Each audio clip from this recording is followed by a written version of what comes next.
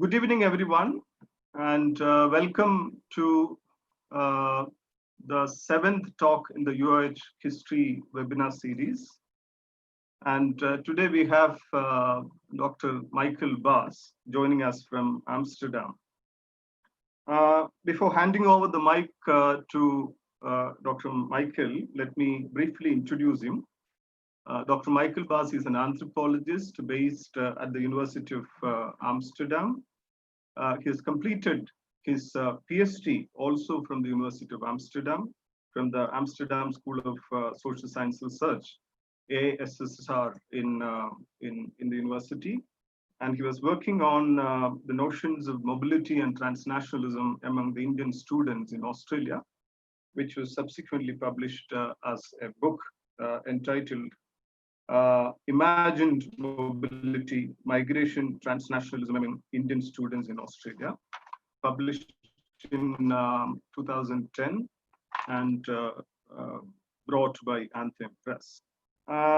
Subsequent to his PhD, he was working as an academic coordinator at the International Institute for Asian Studies, IIAS, in Amsterdam. He was also teaching at the University of Amsterdam. In 2013, he joined as a fellow in the Nalanda University. And I understand that the present work, which is there in the book, is initiated when he was a fellow at the Nalanda University. And subsequent to that, he joined the Asia Research Institute, ARI, at the National University of Singapore as a research fellow. And from 2014 onwards, Dr. Michiel has been working with Asia Research Institute. And he has just moved back to the University of Amsterdam. And it was at the Asia Research Institute we met each other and became friends when I was also there on a fellowship for a while. Now, on today's talk, the book is, I understand that the book will be out in the market in a week or so. That's what I heard from Michiel, which is entitled Muscular India, Masculinity, Mobility, and New Middle Class, which is published by Context, which is an imprint of the Westland Books, which is based upon a decade-long fieldwork in India, with the lower middle class men as the primary, target of research, and he basically look at how these, lower middle class men use bodies to muscle their way to muscle their way up, in the middle class ladder. And he also look at how complex this process of negotiation of moving upwards in the middle class ladder, which is of course intermeshed in the questions of caste, class, changing gender relationships, new ideals of male body, masculinity, sexuality, everything. And it's such a fascinating work, and we're very happy to have Michiel today. And this research is also found way in various edited volumes as chapters, which includes the Routledge Handbook of Food in Asia, the Cure, Polity, Memories, Imaginations, Reimaginations of Urban Q Spaces in India, Routledge Handbook of Contemporary India, Consumption and Markets and Culture.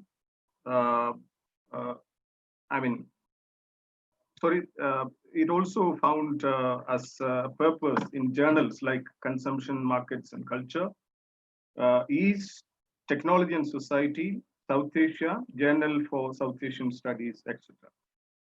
And apart from that, he has got a couple of edited books as well, the first of which being Transnational Migration and Asia, The Question of Return, which was brought by the Amsterdam University Press in 2015. And more recently, he has got two important edited books. One is The Asian Migrant's Body, Emotion, Gender, and Sexuality, published in early 2020 by Amsterdam University Press. And also the other edited book is The Migration Industry in Asia, Brokerage, Gender and Precarity, published by Palgrave Macmillan. And incidentally, I also have contributed a chapter to that book. And apart from this, his work is published in various important journals, which includes the City, Current Sociology, Economic and Political Weekly, International Migration, Journal of Ethnic and Migration Studies, Pacific Affairs, etc., etc. So it's such a pleasure to have Dr. Michiel with us. Glad that you're saying etc. because it's so embarrassing to listen to this whole. To you, Dr. Michiel, now. All right. Thank you, Varghese. It's such a pleasure to be doing this, and it's always a little embarrassing when you hear it all read out loud as if you're applying for a job. So it's thank you for doing this. But yeah, so today I'll really be speaking on a book that will only be out in a few days from now, and as mentioned, it kind of builds upon a decade of fieldwork or research involvement in the topic of social mobility among mainly new middle class, lower middle class men. I just make this a little smaller because it makes it easier for me to browse through the slides. I'll be speaking for about 30 to 45 minutes, and hopefully there will be plenty of questions after that. And I think this is something Varghese will be managing. It's actually the first time that I'm using Zoom, so if it all goes a little clumsy, please forgive me. So a little bit about myself. I mean, Varghese told you most about it, but it kind of helps to develop a sense of how I actually ended up doing research on this specific topic. So as mentioned, I did my PhD with the University of Amsterdam. At the time, the focus of my research was Indian student migrants in Australia. Before that, I had already completed a different project in Bangalore, which looked at the global local intersections in the lives of IT professionals in Bangalore. Now, in both research topics, the question of what middle class belonging actually entails was already quite important. And it was actually something that had even given impetus to me getting interested in the lives of IT professionals in Bangalore much earlier, as I realized as a person born and brought up in the Netherlands that the image of India was gradually changing globally from a country that I had grown up with, mainly being known for its planned economy and various related issues, and definitely a country that struggled with the question of development in the early sort of days of the millennium, actually in the late days of the 1990s, post 50 years of independence.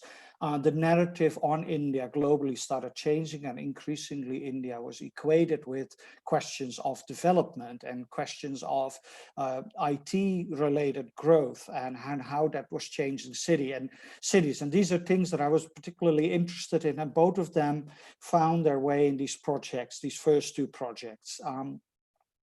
When I finished up my research on Indian student migrants, I couldn't quite have predicted that I would continue writing on that for a long period afterwards, and how it would branch off in various topics related to migration, which I won't say all that much about here, but it brought me to Singapore, where I worked on the topic of skilled migration from India to Singapore, as well as I looked into the migration industry as it exists now in the greater Chennai region.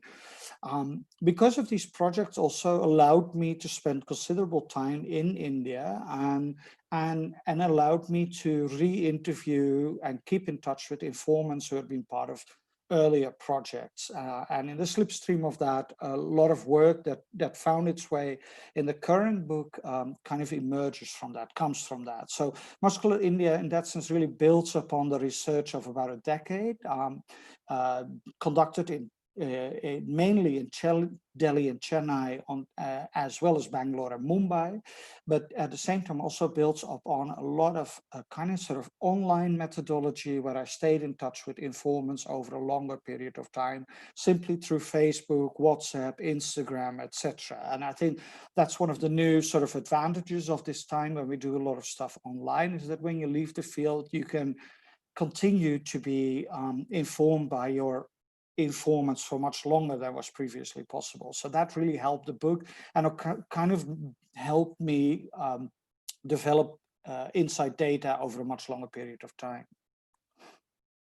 So here you see, and this is also really how the book starts, that there was basically 3 movies and 1 magazine that set the tone for the fitness boom that India witnessed in the past decade or so. So as I argue in the book, this whole thing about fitness in India, the popularity of the lean muscular body, it's really about a decade, perhaps 12 years old. And but if you interview fitness trainers, who are most of the men I've interviewed for this book and who are described in this book are fitness trainers beside bodybuilders. And if you ask them what movies were there that influenced you particularly, the older generation will really point at Salman Khan's movie Pyar Kiya Dhyana Kiya from 1998 with the song O Jana Jana. That was, in many ways, for many people, for the older generation, really the first movie that alerted them to the possibilities of their own bodies. But it didn't actually trigger a fitness boom in India. That only happened when Shah Rukh Khan unveiled his freshly baked abs in Om Shanti Om in 2007, particularly, of course, in the song Dada Disco, which became a huge hit, but also became an enormous topic in popular media, because people were really keen on how he had pulled it off. And that has always been an important question, like how do stars pull this off? How are they actually able to build these bodies, often in a very quickly, in a very short amount of time? And of course, there's a lot of gossip about this as well. Like, are they even real? Is there a lot of spray paint involved, or a lot of digital change? I mean, we don't always know. We weren't there on the set. But it is certainly true that after Om Shanti Om, you can really see gyms across India mushrooming. But the deal was really set with Amir Khan's performance in Ghajini, where Shah Rukh Khan really has maybe 1 or 2 scenes in Om Shanti Om where you see his muscular body. With Amir Khan, it was throughout Ghajini, you see a focus on an incredible muscular physique. And probably most of you will have seen this movie. You recall that for a while, even that haircut, that very specific kind of sort of scar-like haircut that he has, became also popular among young men in cities. The haircut at some point was abandoned, but a focus on building muscular bodies, not so much. One of the most interesting things about the final movie in particular, the Amir Khan movie, was the question of transformation. And transformation is another very important theme in my book. A lot of these bodies communicate a story of transformation from, for instance, I believe Amir Khan had just completed 3 Idiots, or was going to do 3 Idiots after that, but in any case, he sported a completely different body in that movie. And if you look at media campaigns from the movie itself, as well as the way media discussed it, it's all about questions of transformation. This is actually possible. This is something that Indians can do too. And that brings me to the one magazine that set the tone for this in India as well. This is Men's Health. Men's Health no longer exists. It folded a few years ago, but for a while it was incredibly popular. And there's this one very funny anecdote of the very first edition of Men's Health, where the caption of the magazine was, on the front page was, Indians can have abs too. And they'd used a cover model that people were very surprised about. And I remember interviewing the chief editor at the time, and he told me that he actually got a very angry call from India Today's Baas. Men's Health was a publication that fell under India Today's group, who said, "Why have you used a foreign cover model? Couldn't you have used an Indian boy for this?" And then the chief editor had to tell him, "No, this is really an Indian." So the India Today Baas couldn't quite believe that this was an Indian. So that notion of that this wasn't really possible for Indian men existed very strongly at the time. And I think these movies really contributed to the idea that Indians could indeed have abs too. And that really set the tone, and that really propelled a fitness boom that continues till this very day. Let's see how I get to the next slide. Yes, there we are. So who are these men really? I get this question a lot, like where do they come from?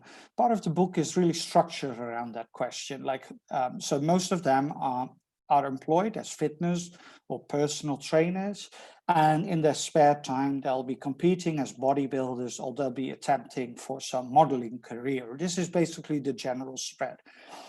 What I'm actually more interested in is where they themselves hail from, where do they come from. And what you find is a lot of these men are lower middle class men who could be typified as new middle class. Their middle class identities are a rather recent one. So for their families, calling themselves middle class is not something that comes natural, not like it does for upper middle class families who often have like a generational history in terms of being middle class. And this has a lot also to do with their schooling, with their educational backgrounds. Almost all of them that I met are of vernacular backgrounds. And this is another thing that I guess kind of characterizes the big difference between new middle class identities and older upper middle class identities. The newer middle classes are often of a vernacular background, whereas the upper middle classes are of an English language background. And this brings with it also a difference in not just economic cultural differences, but also in social and cultural capital ones. So these kind of sort of middle class identities and the way they are structured hierarchically rely very heavily on ideas of differences in terms of social and cultural capital, and not just in terms of economic capital. And this is something that I discuss in the book at length, that when we think of the difference between the lower middle class and the upper middle class, this is not always about money. In fact, I've met quite a few very well-off lower middle class families, new middle class families, but who kind of themselves also identify a lack of social and cultural capital that they feel differentiates them still from upper middle class families for whom this comes rather natural. So a lot of the book is also about exploring how these men strive towards upward economic as well as social and cultural mobility. So how do they try to move up to the ladder? And it's of course clear that these bodies are partly what needs to do the work for them.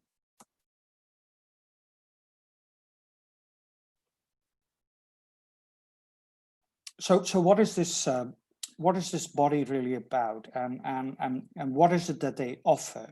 I think one of the most important things that trainers offer, and they probably do this the world over, that's not unique for India, but it's always unique in the way you position it locally.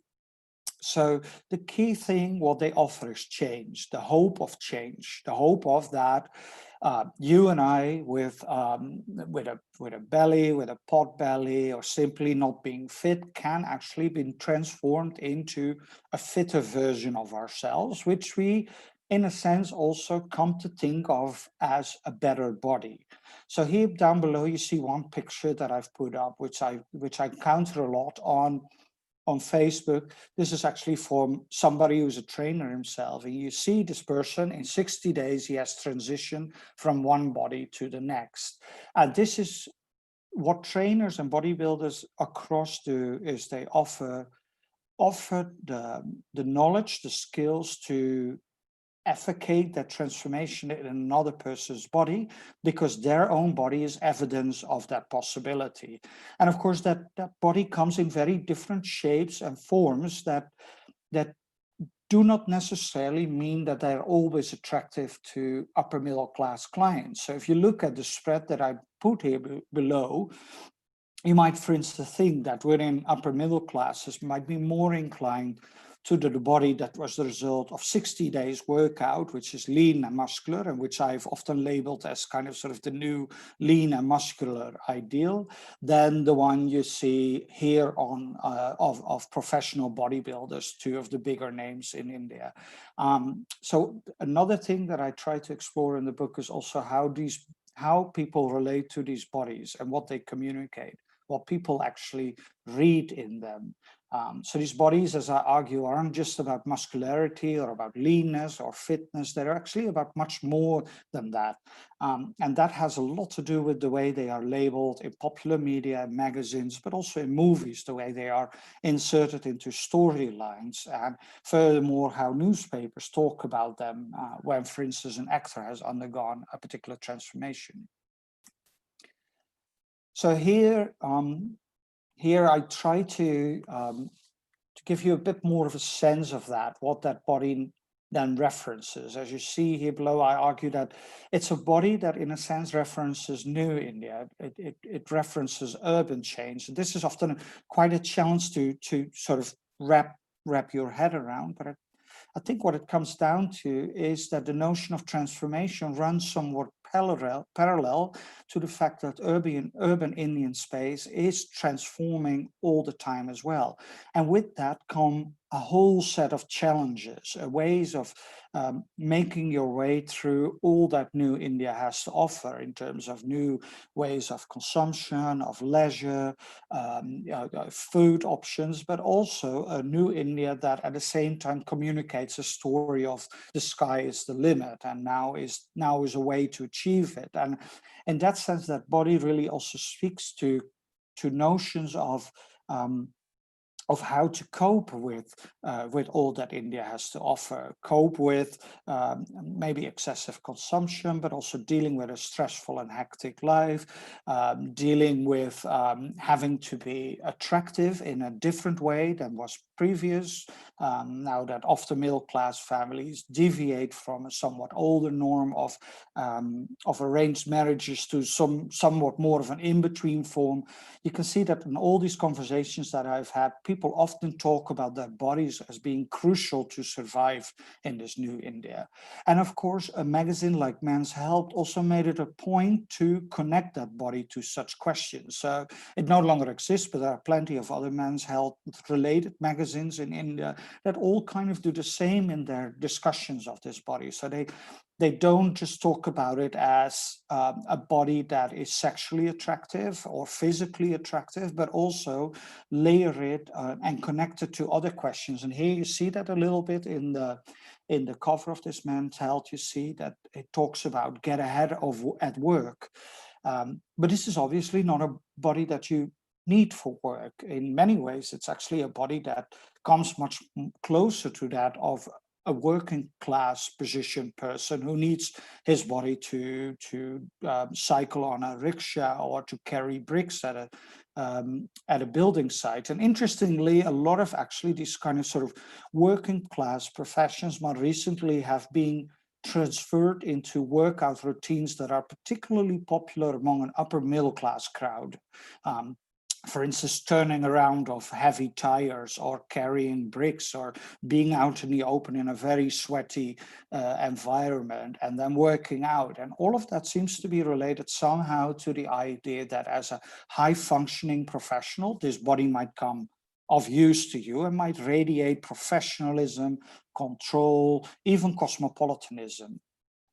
But of course, at the same time, this is a very complex body, because if you look at the spread down below, of course, the actor in the middle will have a physician on call and a dietitian and a personal trainer 24 hours per day. The guy on the left might be a fitness trainer and an aspiring model, and the guy on the right is clearly a competitive bodybuilder. But all these bodies are, of course, made through extreme dieting, often a combination with the use of steroids and growth hormones. And as such, thinking of them as a healthy body contrasts somewhat with what it takes to build that body, to make that body, and how it's held to be an answer to obesity and sedentarianism. So it's a complex body. It's not just one body in terms of a clear-cut, far more healthy body than you and I have. It is often also a body that is the consequence of excess, and an excess in many ways that also resonates with an excess we find more broadly in Indian urban space, in the complexity of megacities, in the phenomenal growth that they undergo, the fact that it's often hard to pinpoint how big or populous a city truly is, or what transformations it's undergoing. So I try to bring these things also together in the book to discuss what this new India really is about, and how we can actually tackle notions of middle class belonging, newness, etc. A final question that I wanted to talk with here before I go to the contents of the book more specifically is that when I label it as a new Indian ideal, a question that I always get is, yeah, but we always had workout in India. Working out is nothing new. In fact, India is probably one of the centers in the world from which a lot of sports or sporting techniques emerged over time. And here you see three very traditional sports depicted. On the left, Malakamba, and then in the middle, Kalaripayattu, and on the right, Kushti wrestling. And of course, all of them come with highly specific workout routines and highly specific ideas of the body. But then how does it connect to this new craze? And one thing that you see is that regionally, in certain areas, especially in Noida, in the greater UP region, there tends to be a slight connection with akhadas, with kushti, with Pelwani wrestling. But the connections are actually far less clear than you would imagine. So, in India, there's been some attention, for instance, how there's a village near Delhi that produces a lot of doormen and security guards, men who all, in rather traditional ways, build their bodies to do this. And from that, a conclusion was drawn that a lot of these men who are trainers must be former wrestlers. I didn't find much evidence for this, nor did I find in the South much evidence for a connection to Kalaripayattu or in Mumbai for Malakamba, or in Maharashtra in general. So these connections are always rather faint, but it is true that in certain gyms they will adopt certain workout techniques as part of a novelty strategy. I think one of the most interesting things about this recent growth in terms of fitness is how it has brought in a vast number of newcomers who normally would not be taking part in sports, or would at most, for instance, play cricket with friends in the street. So it is really, in that sense, a very different kind of group, and also in terms of people much bigger. But finally, I think the biggest difference with the more traditional sports is the relationship with the body itself, where here in these sports, the body has a very functional reason to be what it is, to be very strong as a wrestler, or be very agile as a martial arts person, or to keep one's balance on these very slippery poles, which is all about functionality, and diets, etc., is often very specifically catered towards achieving that. The bodybuilder's body, or the fitness body, isn't actually necessarily about fitness, but is about a certain aesthetics that communicates a whole array of aspects that don't necessarily have all that much to do with functionality per se, even though this is what gyms will gladly sell to you when you sign up for a membership, explaining that with a muscular body you will be healthier or you'll be better at your job. In practice, of course, it's by and large a symbolic body that communicates all sorts of things, ranging from a particular masculinity to professionalism, etc. Just going to quickly look how I'm doing time-wise.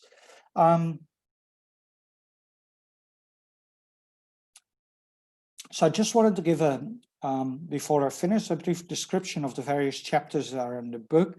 The subtitle is Masculinity, Mobility in a New Middle Class. I already mentioned a few things about it, but you'll find that most of the chapters are really situated within an analysis of how large Indian cities are changing and the various power struggles, struggles in terms of relationships and change take place. So it's not just a book that is situated within gyms, but it's also very much about traffic, about shopping malls, about coffee baristas, which I've actually also published on. And it also relates to a lot of kind of sort of discussions on vernacularity, like English, Finglish does as a movie or Hindi medium, kind of sort of, you know, how these all speak to a narrative of change and transformation. So this is the first chapter is set in Mumbai on the final day of Ganesh Chaturthi, during which I follow two trainers from the labor class neighborhood of Chembur to the Dadar seaside to deliver one of these gigantic Ganesha statues to the seashore. And it's a trip of about 8 hours, and I treat that journey as a way to understand also how these men themselves normally on a day-to-day basis navigate the city from a lower middle class and labor class background to traveling to Malabar Hill or to more upper middle class neighborhoods such as Bandra, etc., or Andheri, to provide training and services, and how they also relate to the city then and to their clients, and how, for instance, they use the relationship with these clients as an opportunity to learn, to acquire social and cultural capital. One of the main points in the book is that one of the attractions of being a fitness trainer is that it brings you in very close proximity to people who in many ways function much higher up the socio-economic ladder. So that's the first chapter. Then we navigate into the second chapter, which is situated in the south of Delhi, in one gym in particular, where I look at the relationship between lower middle class trainers and their upper middle class clients. And one of the comments that I mentioned at the beginning is one that I received from a female client who belongs to, you know, a typical South Delhi family that is in construction. They own a lot of property. They're very used to their upper middle class environment, speaking English. They make a lot of money, obviously, and they have more than time enough to spend a lot of time in the gym.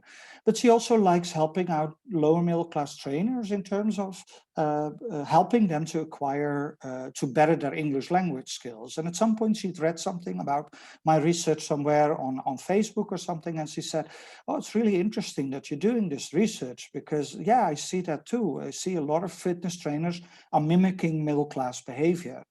And this mimicking was, of course, very important, because she functions also as a gatekeeper. Who determines who is sufficiently middle class, who belongs and who doesn't? And these trainers, most of whom are from Chirag, Delhi, are not quite there yet. And she's very aware of that. She knows exactly when she knows who will make the cut of a particular South Delhi comportment. And she doubts very fiercely that these guys ever will.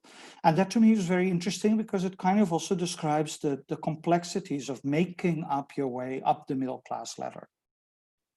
So then I turn to kind of the question of what it actually takes to build a body, and what that body then actually signifies in terms of bodily capital. So this is a chapter that is situated both in Chennai and Bangalore, in fairly upper middle class neighborhoods, where a few of the men who I interviewed for this work and who talk about that body in terms of almost like a construction project.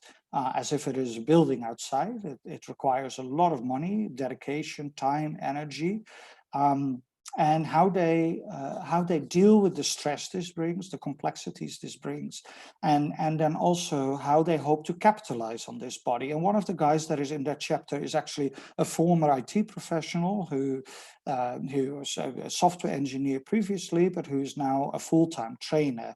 And how the question I raise actually, how is he able to convert the capital he put in his body now into actually generating an income? And that chapter really connects to the next one, which is titled Society on Steroids, where I look more specifically into questions of masculinity and in what it actually takes, the cost of a middle-class life, to invest in middle-class life, and what then is that worth? So I return to Mumbai to the first trainer we meet in the book, and we meet him again after a few years, and he's complaining about what it costs him to provide his family with a middle-class life that then also helps him in many ways to set the tone for his upper middle-class clients. So part of the book really relates to questions of masculine self-worth, which I then connect to an upper middle-class CrossFit gym, of which you see an example here to the right, where very upper middle-class clients working for multinational companies do the kind of exercises that, if this was actually their work, they would never do it. They would never be this out in the open in a very dusty environment. So I'm also asking, so why is this important? Because in certain terms, you could think of it as a performance. Why is it important to exhaust yourself in this way? One of the guys, for instance, who's training there, who's a high-end manager with a big company, shows me his calloused hands that are even bloody from a particular workout. Why is that? Why do these hands suddenly matter in the kind of transnational context that he operates in normally, and where, of course, calloused hands are a signifier of a working class profession, certainly not necessarily of professionalism. So what has changed there? I then turn into one of the final chapters, deals with the changing conditions in Delhi, and is particularly situated within the context of a Gujarat-dominated bodybuilding federation. And through my engagement with this federation over a long period of time, I try to understand caste dynamics, changing caste dynamics in NCR, as well as the way the rural-urban divide plays out in sort of the satellite towns, as well as in South Delhi itself, and how the new middle class regards the old middle class and vice versa. How are they reflected on each other? And how can we then also connect this to, for instance, widespread agitations and the claims and rights to the city?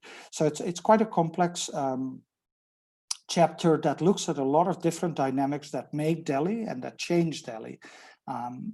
And in a sense, in that, I also return to some of the informants in the second chapter, where I mainly talk about the interrelations between trainers and clients in a small neighborhood gym in the south of Delhi. And then finally, in the final chapter, I really turn to the question of what this body is in terms of its sexual capital, the way the body is made to look attractive, and to who particularly this body appeals.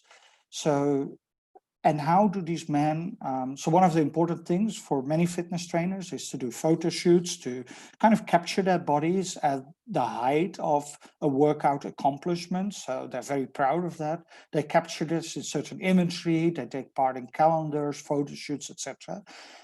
But for who are these images precisely? How are they consumed? So I step away a little bit from the attention of the picture, which is often simply to showcase bodily accomplishment, but also look at, but how are they then consumed? And how does that, for instance, work in movies, of which you see an example to the right, Bollywood, but also in more simple productions that exist on YouTube, of which there are an amazing number in Hindi and other vernacular languages.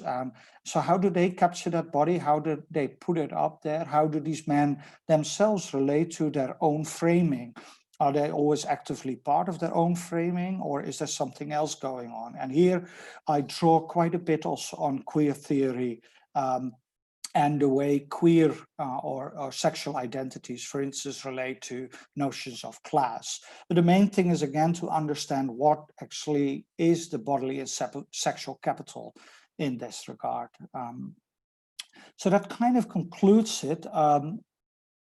In the final bit, in the epilogue in the book, I return to a number of the informants who were there throughout the book to see where they are now. I wish I had another year, because then the epilogue would really have dealt with the pandemic as well, because obviously the pandemic has really caused some changes in workout routines. The gyms in India have been closed for quite a while, and there is currently a real growth in home training, which I find very fascinating, because it brings with it a whole new set of complexities in terms of caste as well as class. But unfortunately, the book by then was, maybe also gladly, because you can continue doing this at length, and 10 years is, I think, probably enough for now. So that is not part of it, but we can talk a bit about that if there are any questions. But so just to be clear, I wrote this initially as an academic book, and then decided to package it as narrative nonfiction. And the main reason I had for that is that I'm often a little disappointed in academic publishing. Books are often extremely expensive, especially internationally. India does a much better job that way, but internationally it's impossible. Books are often go for 80 to 90 euros, quite, impossible for the general audience. But with this book also, I really wanted to have that dialogue. I wanted to have that bigger input from newspapers, from others. I wanted my informants to be able to read the book as well. So in some aspects, some of the academic language has been toned down a little bit. But I'll make up for that in my academic publications, where I do that quite a bit. So I think for me, it's kind of sort of, I try to supplement my work, my academic work, with a book that I can share more easily with a bigger audience. So that's why it's narrative nonfiction, and it will be out on the 10th of August, I believe, through Amazon.in, but also Flipkart, and it will be in bookstores. So yeah, that's about it for now. Thank you.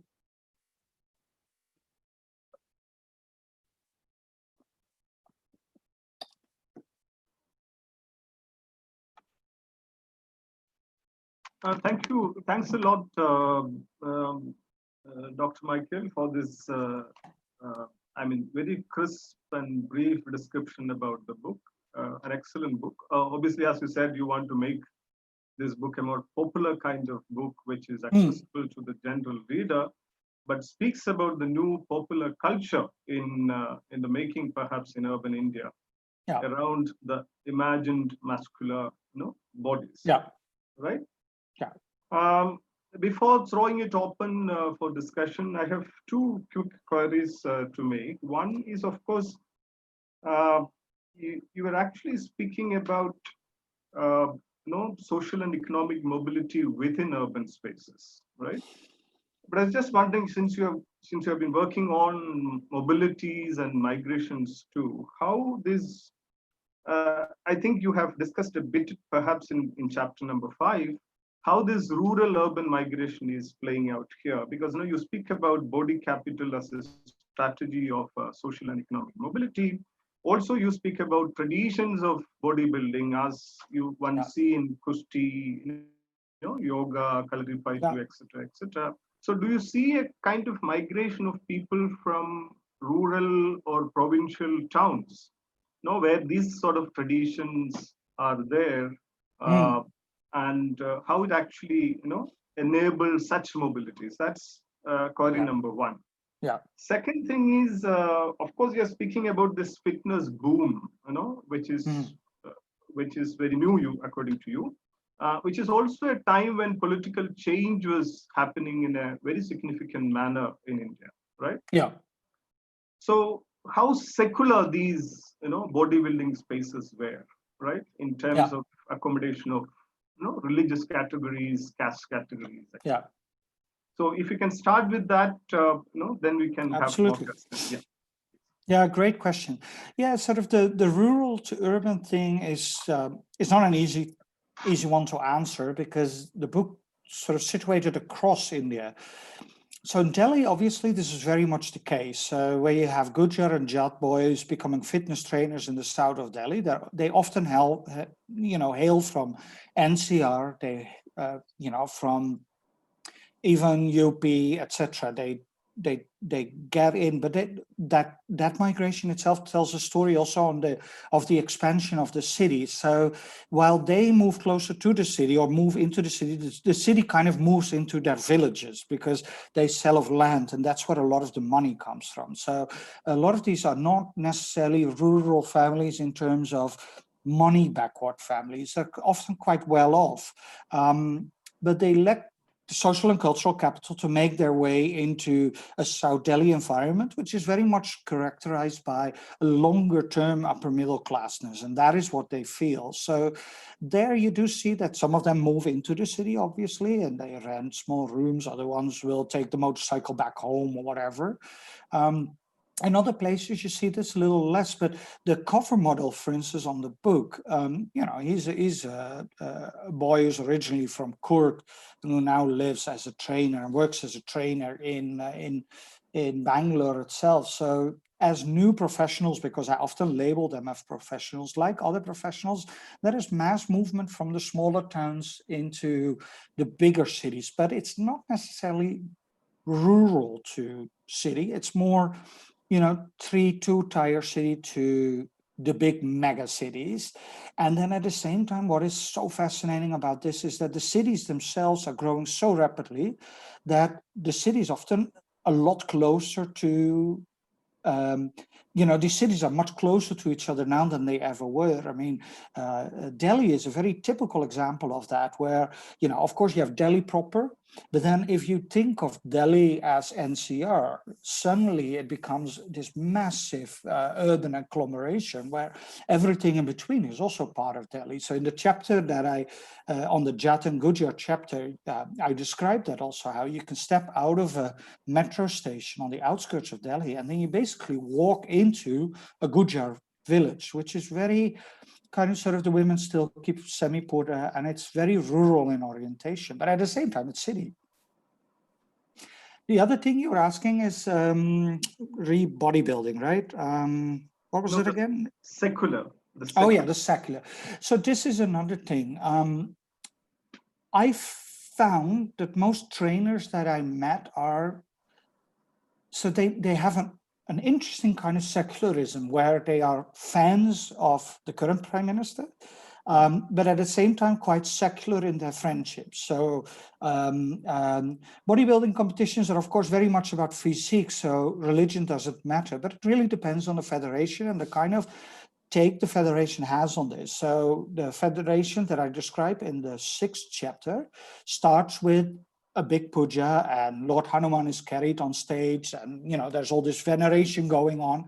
But then if you look at the lineup of the men who take the stage, are quite a lot of Christian and Muslim men as well that participate, and there is no issue with that whatsoever. And you see the same also in friendship. So if I see my informants, for instance, on Facebook, during Eid, a lot of them are actually celebrating this with their Muslim friends, go to their houses, dress up accordingly, go and wish well, or put on so in that sense, these are kind of sort of, I think this is another thing about this whole complex thing that India has ended up with Hindutva, 5th of August now we've just had, and all that, is that these are often men that are quite in tune with all of this. The same with gender relations. They're not necessarily the kind of men who will quickly jump on the bandwagon and then say, well, this needs to happen. That, they probably also because they've worked very hard to get where they are. So they're well aware of the complexities of where they come from. And but yeah, of course, I can't speak for all of them. I only speak of, and this is always with anthropology. I mean, the people who stayed my informants over time are also generally the men who are curious about me and about life, so they also feel comfortable discussing about these things. So there is always a bias in data. Yeah. Okay. We have another question from Dr. Prakash Kumar. Prakash, are you there? Can you hear me? Yes, I can hear you. Please unmute yourself and go ahead with your question. Michael, can you hear me? I can hear you. So hi, Michael. First of all, Hi. This is Prakash, and thank you for the fascinating talk. You have addressed a few of these threads in your talk, but I just wanted to give you an opportunity to put them all together. So Yeah. the first thing was, resonating with what Varghes's first question was, you talked about rural-urban divide, and I was thinking more in terms of, rural-urban continuum. Yeah. And, oh, okay. You want me to start my video? I can. Yeah, please do that. Yeah. Okay. Can you see me? Prakash Yes, is joining from Pennsylvania, so we should see you. Yeah, I see you. I just saw you. Yeah. Oh, wait, I was not hoping to be available, visually. So, anyways, oh yeah. So I was thinking more in terms of rural-urban continuum, and especially in the context of urbanized villages, which you have already addressed. Varghese also had a question about masculinity, and I think what he might have in mind is the shared space with the masculinity of, the Hindu rite, and perhaps you may want to expand on that. But I had my own question, and that question was, I look at this research as, as part of middle-class self-fashioning. And in terms of self-fashioning, one of the things that bodybuilding connects with is diet and eating, as you pointed out in your structure. Yep. So I was thinking, is there an effort made in your book about connecting it with consumption? Because consumption has often been connected with, self-fashioning of middle classes. Yeah. So that's number one. And I'm a historian, so I also had a historical question as to, I know that you're speaking of New India, but how does this connect with more deeper historical works on, yoga and masculinity, for instance? Yeah. You talked about akharas. I think you did also mention yoga at some point, but yeah, just my observations. Thank you. Yeah, so, oh God, that's such a complex sort of array of thoughts and questions that I thank you for. Yeah, it's always hard to capture this in a kind of sort of a 45-minute talk, obviously. I do talk about consumption quite a bit in the book because a lot of this is also so clearly about control. So what trainers offer is a mode of control, but also kind of a critique of overconsumption on the one hand, while on the other hand, steering their middle-class consumers into buying different products than they would normally be used to. Yeah, so how to answer that question? Bodybuilding itself, of course, is a highly specific sport that you can only be successful in if you are absolutely 100% dedicated. And even then it becomes very hard, and you'll have to probably consume some steroids or growth hormones, which most do. That is not what most middle-class clients are after. They'll be far more likely to look for guidance in terms of how can I, survive shadi season. How do I get through all these Delhi weddings without gaining 10 kgs? So they also operate as food ambassadors and as often as middlemen for protein powders, and so they tackle that, but you need to, I guess, also understand these developments within that bigger context of the mushrooming of shopping malls, the availability of ready-made foods, and really the changes you see in households in general, where people eat more meat, are less vegetarian oriented, etc. So yeah, of course, that comes all together in the book itself. As for yoga and akharas, I talked to, you probably know Joseph Alter's work. Yes, of course. Yeah, so he's provided a really nice endorsement for this book, which I'm very, very happy about, very honored also that he read through an earlier version of the manuscript, and we talked about it. He was stationed in Singapore for a while, and that was a really interesting thing for me to talk to him about, because yes, there are some connections, of course, yoga more than wrestling, because a lot of gyms offer yoga, and then some variety of yoga, which is actually not the kind of sadhu yoga variety or classical, but more the Americanized version of yoga. I often, and Joe, I remember Joe laughing quite hard when I said that. I said the kind of yoga you see in India today is as Indian as pizza is Italian. You know, the pizza, the way we eat it around the world, is by and large an American invention, and the kind of yoga we see around the world today is by and large an American invention as well. It has very little to do with, you know, what traditionally a yogi would do with his body. But, you know, bits and pieces find their way into these sports. That's certainly true. But it's not so that a lot of the guys that I met who are into bodybuilding first had an interest in classical Indian sports. Although, you know, in certain pockets, like in Delhi, that's more likely. But if you're in Bangalore, you won't see, you know, guys from Kolhapur suddenly being involved in bodybuilding in Bangalore. Now, it was a very different kind of trajectory they described. Thank you. Yeah. Just very quickly, so the work of yoga connects with the yoginis.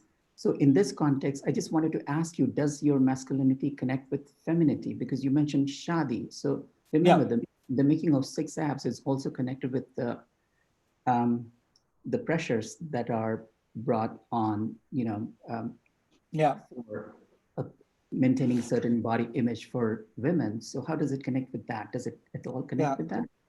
Yeah, so the connection between muscles and masculinity is more complex than it initially seems, because it's also very much about grooming and caring for the body, which is probably not necessarily what an older middle-class man would think of as his body. Look, you know, it's a smooth body, it's not a hairy body, etc.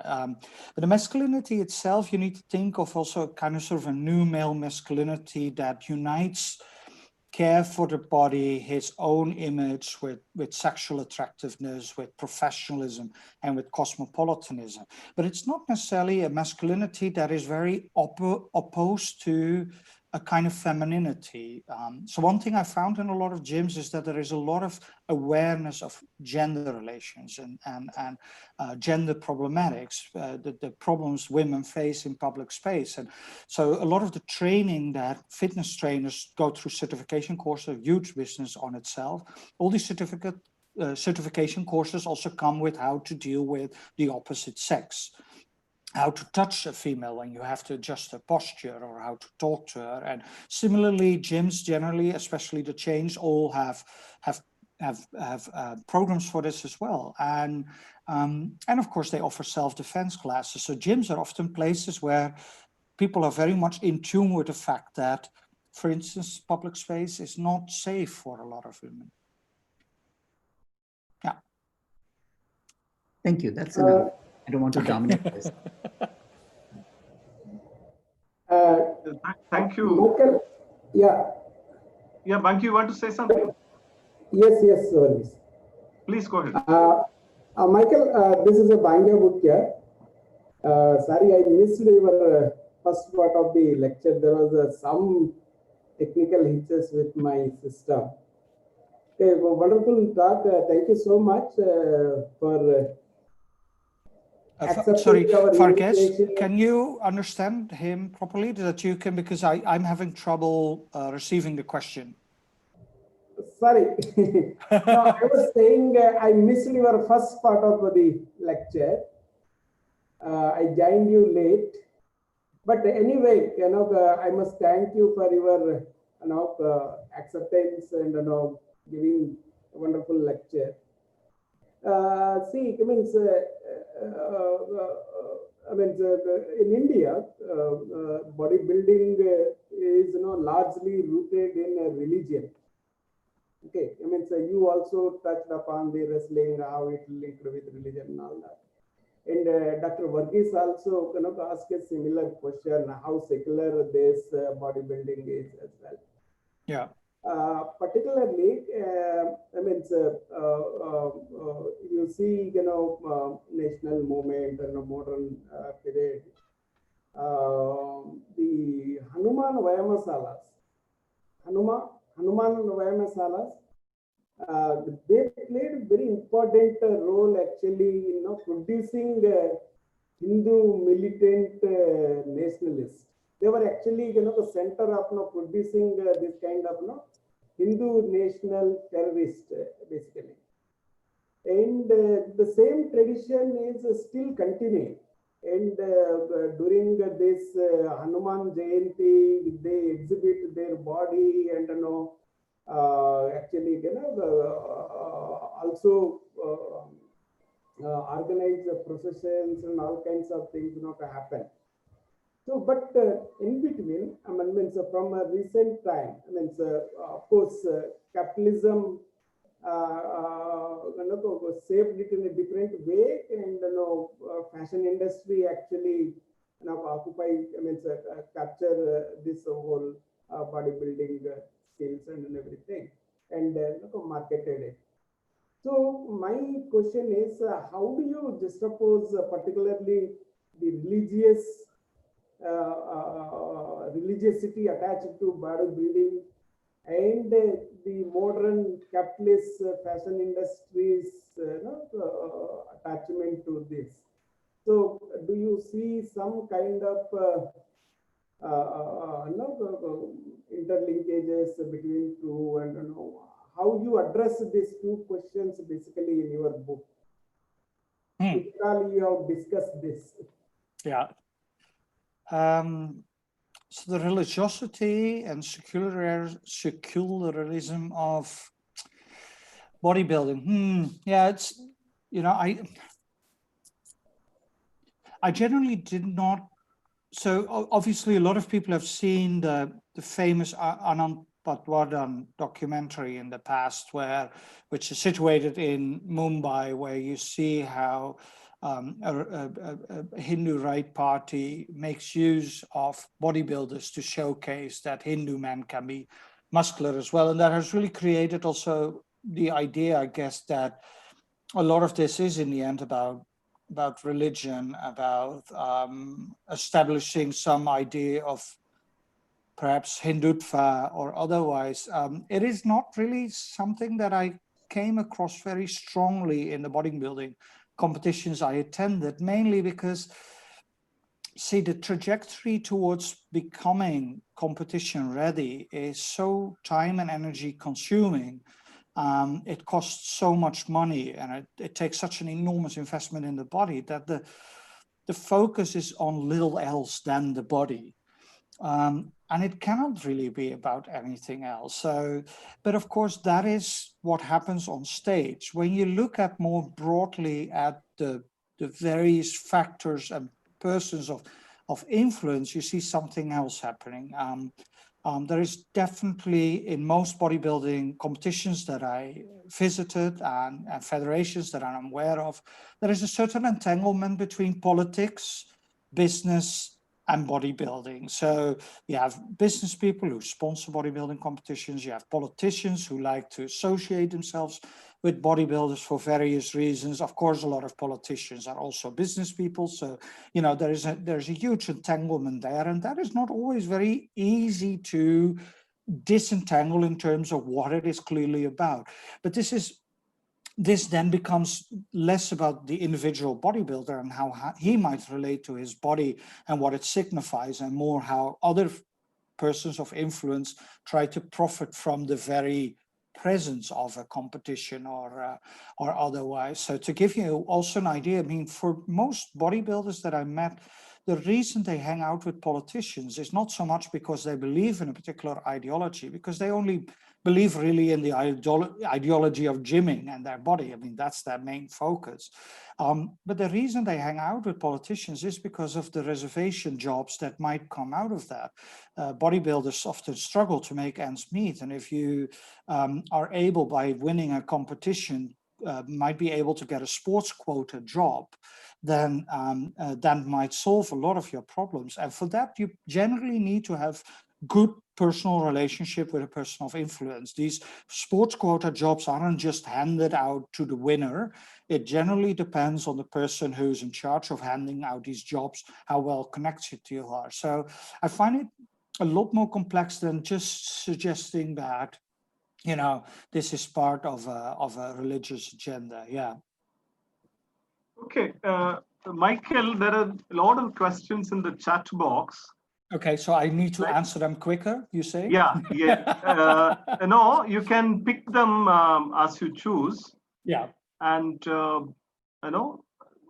take them leisurely, right? There are quite a lot of questions there.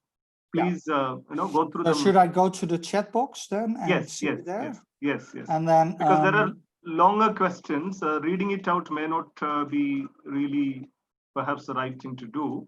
If you can read it out directly from there, that would be great. Let's see. So I get a question here from Anindita Mukhopadhyay, who says, thank you, really fascinating. I was a little struck by a concentration on the surfacial quality of the male body. How did you fit in caste in this picture? You did mention that caste forms a component of your analysis, but how are you turning it? So caste obviously is not part of every chapter, not part of every discussion I've ever had. A lot of the men I interviewed are indeed of intermediate caste backgrounds or lower upper caste backgrounds. So there's some Brahmins as well.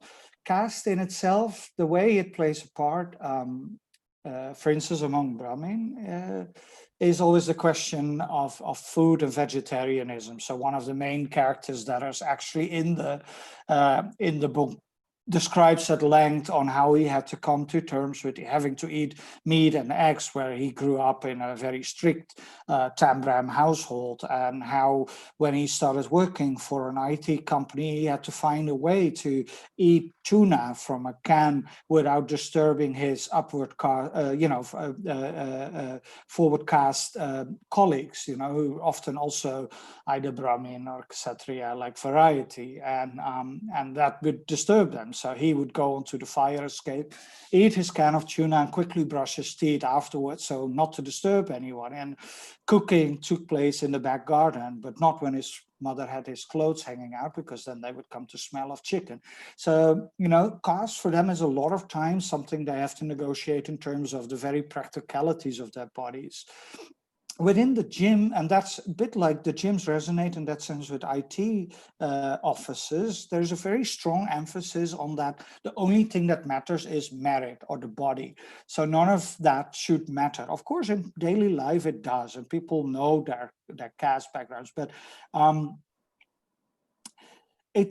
always find it very difficult to say a very general thing about caste in India, because in practice it's so context-based and it's so regionally diverse on how people respond to it. So, for instance, the gym I describe in Delhi, there you see upper caste backgrounds meeting boys from typical Gujar and Jat backgrounds. So that makes the discussion more specific than a more general statement on caste is rampant within gyms, which people always like to hear me say, but I've never quite found evidence for that.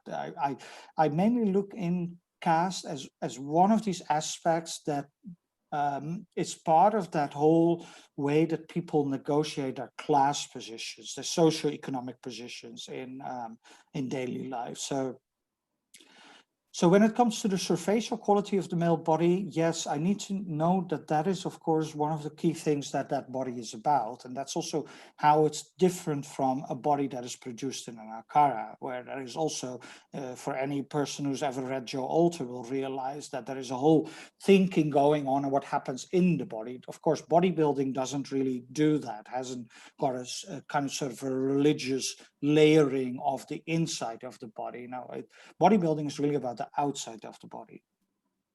Yeah. Should I go to another question? Yeah, please.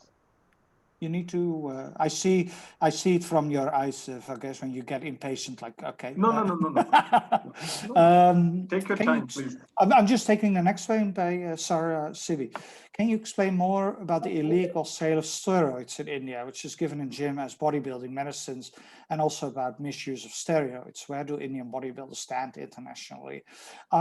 Two interesting questions. I do talk about steroids in the book. So that, this is a very complex, a very precarious field to navigate. It's a basically field of landmines because, well, steroids are indeed used rather freely. They're costly, although they're not as costly as growth hormones. Growth hormones are far more dangerous and also far more expensive. And of course, one of the key things that bodybuilders struggle with is not just the health consequences, but actually knowing whether or not the product they've bought at a high cost is genuine. And what I do in the book is I try to relate that a little bit to how people actually know their food as well.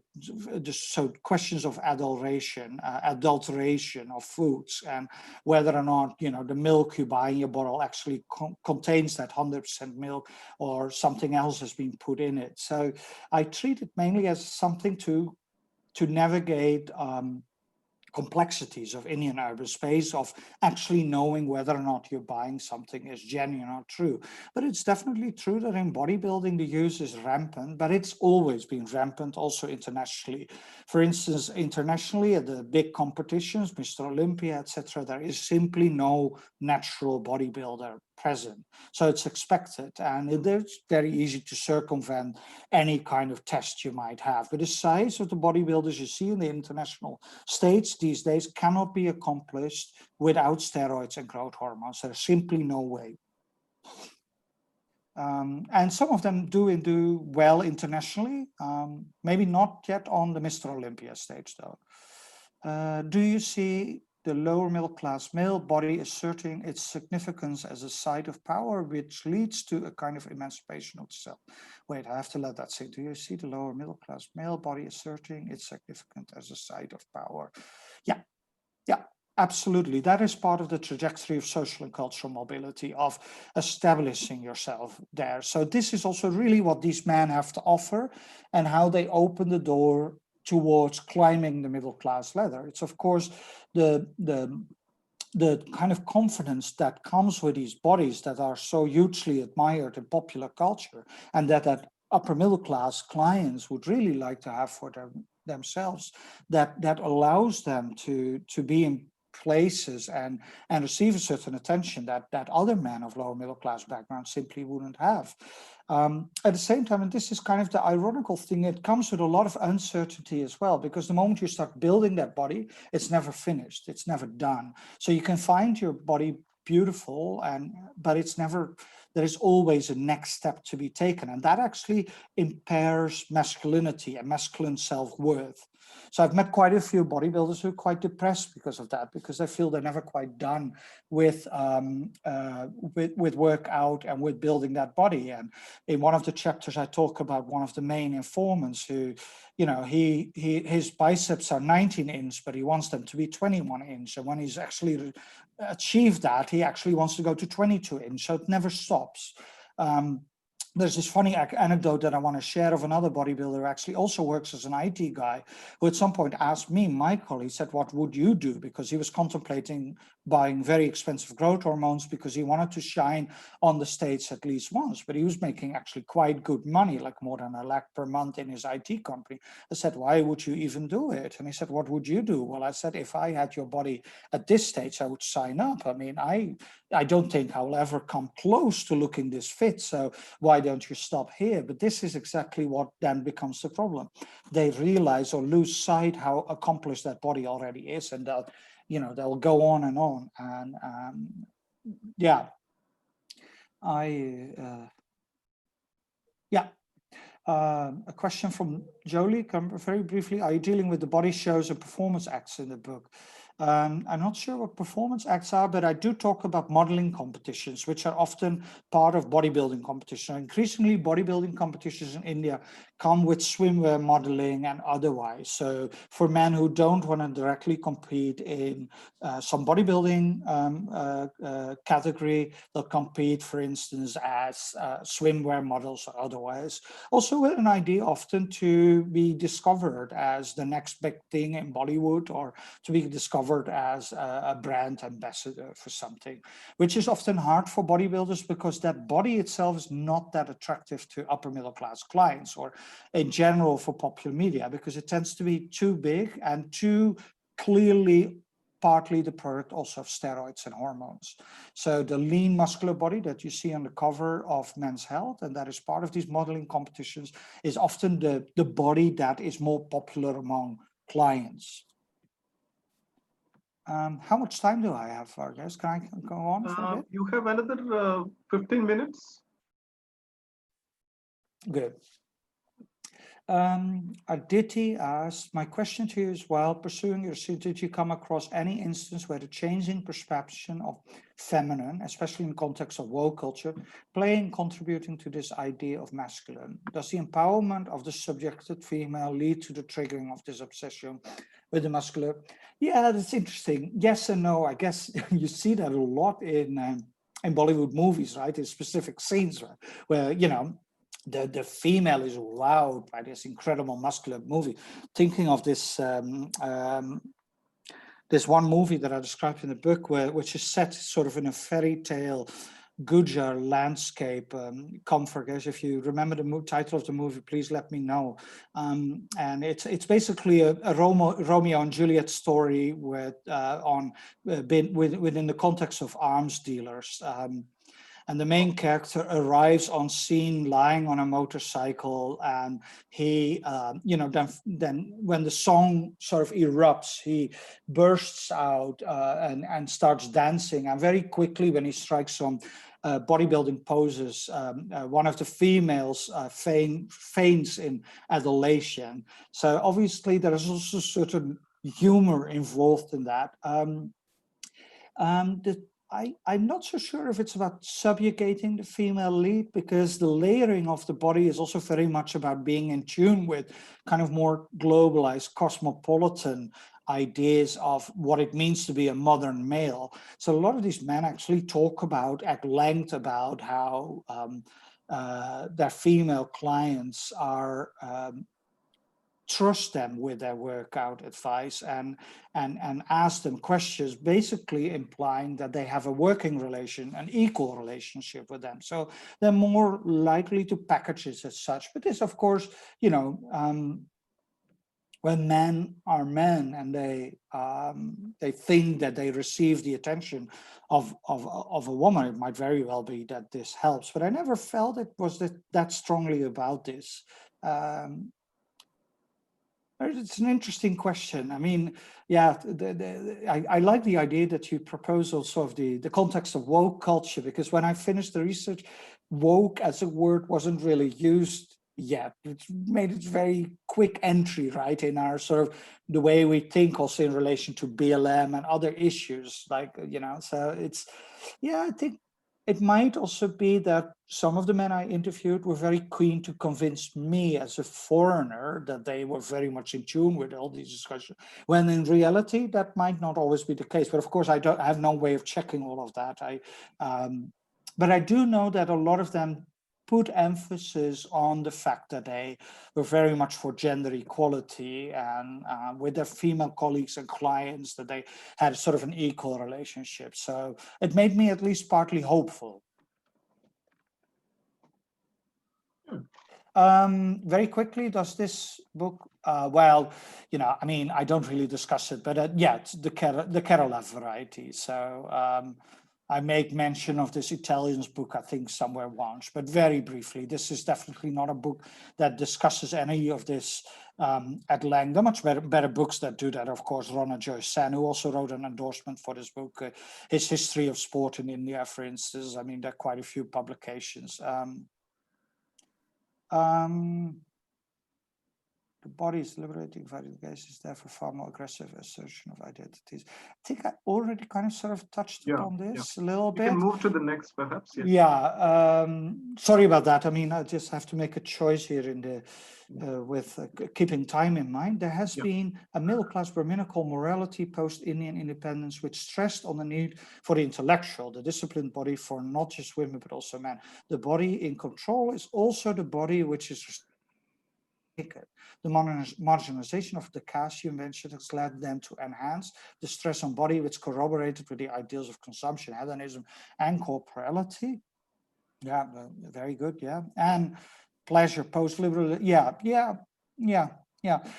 See, the mistake a lot of it's not your mistake, Prashantika, that I'm not suggesting you're making a mistake, because I find it exceptionally well formulated what you post here. But this physical body isn't only about physicality or nakedness, it is also about knowledge of transformation. So what these men sell on the gym floor and in their Facebook and Instagram updates is the knowledge of transformation, and that knowledge goes very deep. So they're very much self-educated, self-trained men, but that doesn't mean that their knowledge is not very foundational, it's not very grounded in all sorts of knowing and learning through experience, through reading.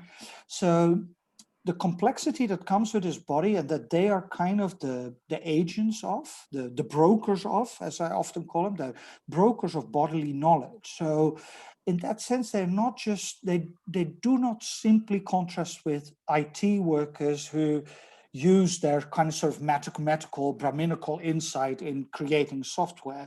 And in fact, I actually have interviewed a couple of Brahmin bodybuilders who also suggested this, that, you know, like their former professions as IT professionals, this new profession of fitness trainer doesn't necessarily contrast in that it's only physical. It's also very much mental and very much intellectual. But this is often something that our first inclination doesn't go there, right? We don't necessarily immediately think, well, this is also an intellectual profession, because so much of it is also about controlling the mind, disciplining the mind, while you discipline the body. I mean, disciplining the body can only be done if your mind is disciplined on top of it, that you're willing to persevere and break through all sorts of pain barriers. So very good question.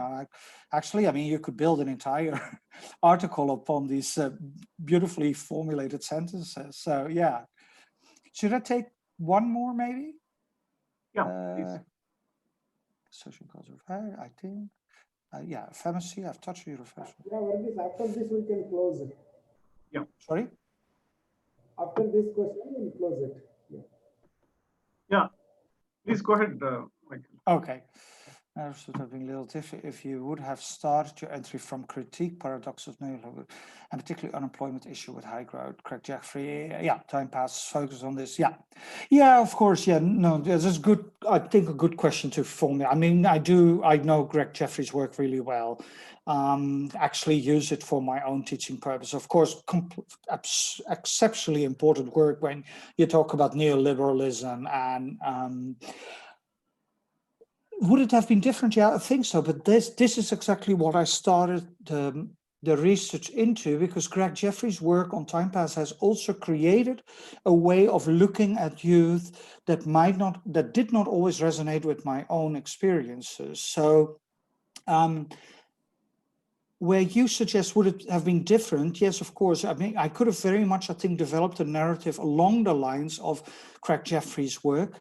But what I think well, I wouldn't want to call my work refreshing because that's a bit dumb, but it does help in also understanding that there are, these are all self-made men, and they have found a way to bypass the kind of constraints that you see in a book that Greg Jeffrey highlights in his work, Time Pass. And of course, the big difference is that his work is really situated in, what is it, the second three-tier town even? What is it? Magpur? What? Just it's not that far from Delhi. I'm thinking of the place that he situated his research in. In any case, of course, my work is very much situated in the biggest cities of India, and also the cities that are most characterized by development, by being exposed to transnationalism and cosmopolitanism, and Mumbai being the city of movies, Delhi being the capital, Bangalore being really the IT engine, etc. So in that sense, I think our work functions very much parallel and complementary.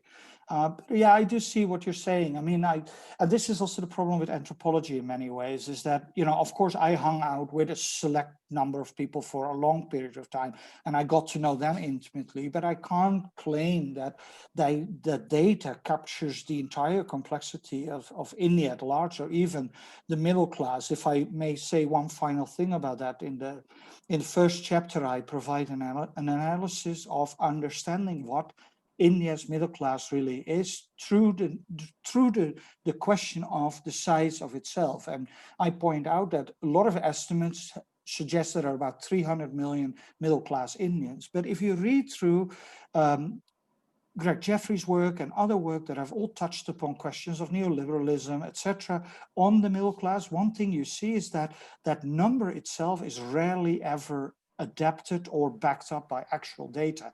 It is like this is about the number.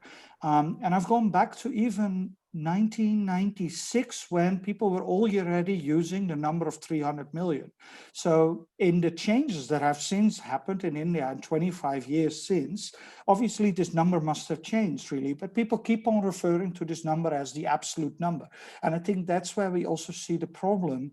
In a lot of our research, I think, can only work and can only provide understanding into middle class belonging when you read them parallel and complementary. So Greg Jeffrey's work on the one hand, Mina Savala's work on the other hand, then you have Leela Fernandez, and you have all these other people who've also said very important things about the middle class. There's this wonderful book that is situated in Kerala, I forgot her name for now, which is situated in this one college campus environment, which is this incredibly important piece.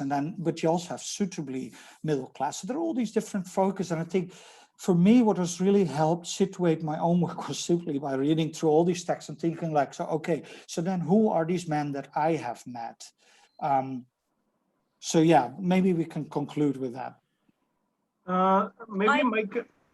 I do have a question. Would it be possible for Michael to address it? Michael, can we take it as the last one? Yes. Absolutely. Yeah. Please go ahead. Thank you very much. It was a great talk. Can you hear me? I can hear you. Can you switch?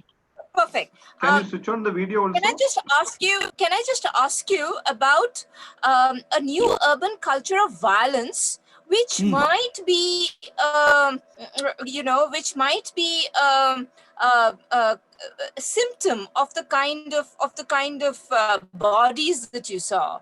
Would you say that the modern urbanization that you see in India is also teetering on the edge of violence, because there is this a movement towards power and muscle and aggression? Because obviously muscles, especially visible muscles, do suggest power, right? Okay, so how are you also looking at the gym culture as a very important marker of a new shift to a violent society? Oh, interesting. Yeah. Oh, and that could be a very long. I mean, in short, I don't think necessarily that applies to the men who attend gyms, certainly not the ones who work there. because this is a question that every gym has to answer when it's, it admits women as well as men, and it has female and male trainers. So they're often well aware of these relationships. When you look at violence in society, I mean, obviously that is not part of this book per se, and but I've had long discussions about this, for instance, with Atreyu Sen, who's also read this manuscript, because I really wanted to discuss this with her. She's she's Copenhagen based, and she writes on this. And I've also talked to Paramita Vora, for instance, sort of trying to understand, like, is that what these men are, or is that what these muscles are about? And that I don't think so, but because when you look at those men who are perpetrators in public space, they're not generally the kind of men with well-sculpted muscles. They're often lower middle class men or labor class men who just happen to be in that place. So it doesn't really emanate from their muscles, is what I'm saying. It might be emanating from some other feeling of disgruntlement, of being left out, or being segregated. I mean, that's an exceptionally complex discussion, which I think this forum might not be the right place for that. My experience is not that it's working out that triggers that, or that the muscles are related to violence. I mean, anecdotally, you might want to keep in mind that working out is quite exhausting. So most of these men won't have much energy to be nasty in public space anyway. But this might be a little too simple to answer your question. But I see where it comes from. But I would have to think about it a bit more. Yeah. Thank you. Thank you, Anadita. Good question. Yeah. Thank you so much, Michael. Since we have started 5-6 minutes late, we are exactly on time. Perhaps we can stop here. But thank you so much. It's so much fun. I particularly liked the manner in which you spoke about how different it was. Perhaps from the entrance to notions, how different is the actually existing negotiations of caste, masculinity, gender, as well as, religion, perhaps, as it exists. And perhaps historians should listen more anthropologists for critical questions, new themes and paradigms. Thank you so much. Thank you. Thank you for this opportunity. Before closing it off, may I ask my colleague, Dr. Vijay Ramdas, to propose a word of, propose vote of thanks? Thank you, Dr. Vagis. Vijay, are you there? Yeah, I'm there. Yeah. Thank you, Vagis. Yeah. Thank you, Michael Baas. This is a wonderful talk on Muscular India, Masculinity, Mobility, and the New Middle Class. It reminded me of Joseph Alter's Restless Body, Ideology and Identity. And I think this is second book came after 3 decades. So I look forward to reading the book. Thank you, everyone. It's quite fascinating talk. We historians also can learn something from anthropologists like, Michael's long, over a decade work of, Muscular India, Masculinity, Mobility, and the New Middle Class. I think I recommend this book as well. I will buy one copy for myself because I'm interested in masculinity as well. I've written one thing on masculinity and Victorian England. One article published in the Historian in 20. I'd love to read it. Yeah. In the context of India, it makes me a lot of critical sense. So thanks, Michael, and thanks everybody. It's a wonderful talk. I really enjoyed it. Thank you so much for organizing and inviting me for this, Varghese. And, I included in the slides my email address. So if anybody wants to discuss this topic more, or just, I'm there on Twitter, on Instagram, on Facebook. So you guys know where to find me. I'm always happy to answer questions, or if students want recommendations or something, I mean, more than happy to. So thank you. Wonderful opportunity. That's great. It was great having you here, Michael. And also there were a few more questions which I will be sending to you email.